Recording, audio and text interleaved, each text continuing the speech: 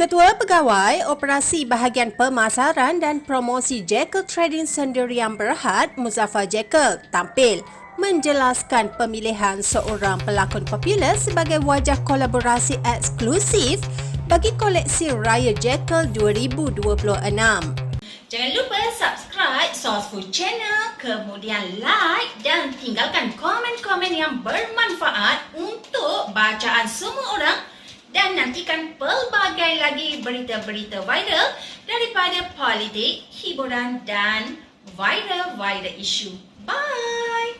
Mesra Disapa MJ menegaskan bahawa keputusan tersebut dibuat atas dasar profesional dan bukan bertujuan melagakan mana-mana pihak seperti yang didakwa susulan pelbagai spekulasi yang timbul selepas pengumuman dibuat. Sebenarnya kami melamar semua artis yang kami rasakan mempunyai rekod peribadi yang bersih dan tidak terpalit dengan sebarang masalah.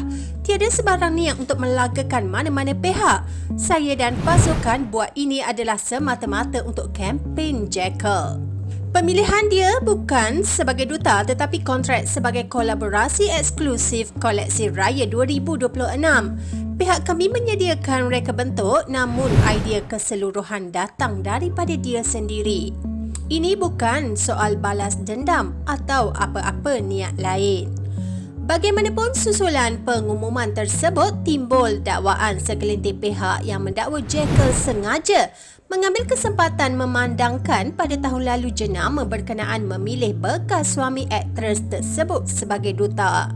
Kami juga tiada sebarang niat memilih dia dengan tujuan mahu mencetuskan isu.